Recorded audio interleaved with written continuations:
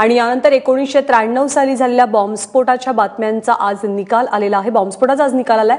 एक नजर टाकूया त्या संदर्भातल्या बातम्यांवर।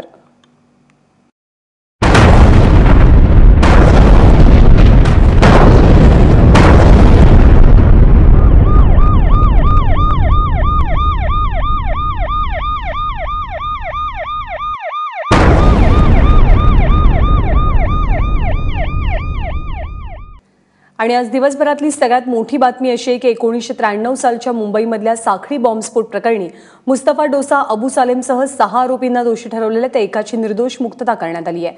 विशेष म्हणजे टाडा कोर्टानं हा महत्त्वपूर्ण निकाल दिलेला आहे। कट रचणं, हत्या करणं आणि टाडा कलमा अंतर्गत या आरोपींना दोषी ठरवलं गेलंय।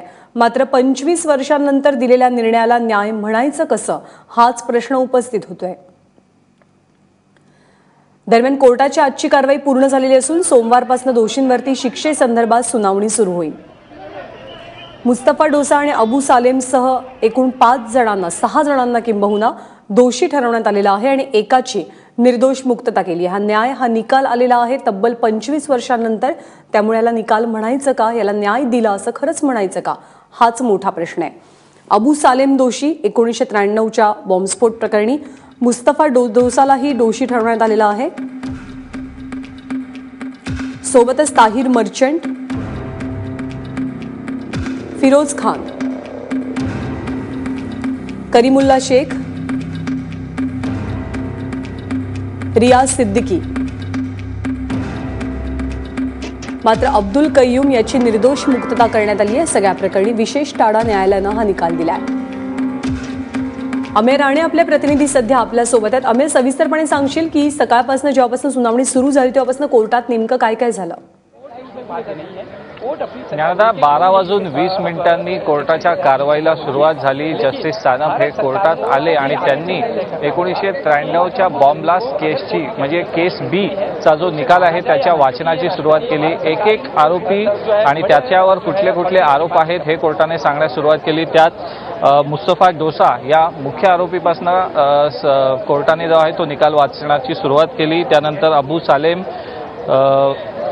रियाज सिद्दीकी हे जे 3 मुख्य आरोपी आहेत त्यांच्या विरोधात दुबईला ज्या मीटिंग झाल्या त्याच्यात सहभागी होणे, स्मगलिंगद्वारे जी स्फोटकं भारतात आणली होती त्याची लँडिंग झाली होती अलिबागच्या जवळील गावात, त्यात सहभागी होणे, त्यानंतर ही तस्करीच्या मार्गाने हे सर्व जो होता शस्त्रसाठा मुंबई आणि त्याच्या आसपासच्या परिसरापर्यंत पोहोचवणे, मुख्य कट रचणे, संपूर्ण त्यांच्या या हल्ल्यासाठी जो फंडिंग होता, जी आर्थिक रसद पुरवली गेली त्यात या सर्वांचा सहभाग होता। त्याचबरोबर जे इतर आरोपी प्रत्यक्ष बॉम्ब पेरण्यात किंवा प्रत्यक्ष कटात सहभागी होते त्यांना खोटे पासपोर्ट, खोटे व्हिसा यांच्याद्वारे परदेशात पाठवणे, पाकिस्तान, दुबई या मार्गे त्यांना पाठवण्यात आलं। त्यांचं ट्रेनिंग जे सर्व होतं ते पाकिस्तानमध्ये आयोजित करण्यात आलं।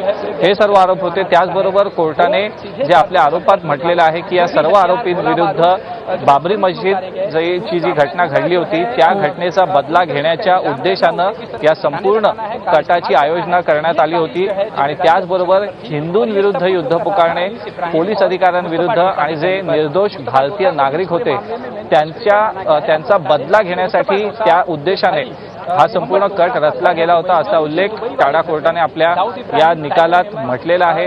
मात्र एक गोष्ट कदाचित अनेकांना पटली आणि सरकारी पक्षाने देखील ते बोलून दाखवले की देशाविरुद्ध युद्ध पुकारणे सेक्शन 121 हा जो आरोप होता तो यापैकी कुठल्याच आरोपीवरती सिद्ध होऊ शकत नाही असं कोर्टाने म्हटलंय। आता सोमवारपासून या सर्व 6 आरोपींच्या विरोधात जी शिक्षा त्यांच्यावर सुनावली जाईल त्यावरती सुनावणी सुरू होणं अपेक्षित आहे आणि त्यानंतर त्यावरचे युक्तिवाद केले जातील।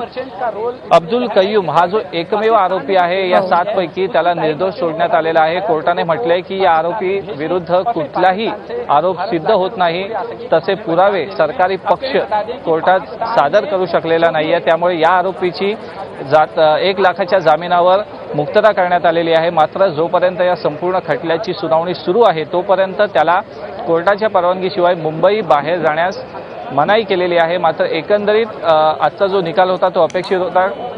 मोहम्मद डोसा असेल किंवा अबू सालेम हे सर्व जे आहेत ते या कटात दोषी ठरवले आहेत। ज्ञानदा। तर आता सोमवारची प्रतीक्षा आहे, कारण सोमवारी या संपूर्ण प्रकरणी शिक्षा सुनावली जाईल. पुढची सुनावणी सुरू होणार आहे. अमित, ताजे अपडेट जाणून घेत राहू. तुर्तास धन्यवाद या माहितीबद्दल.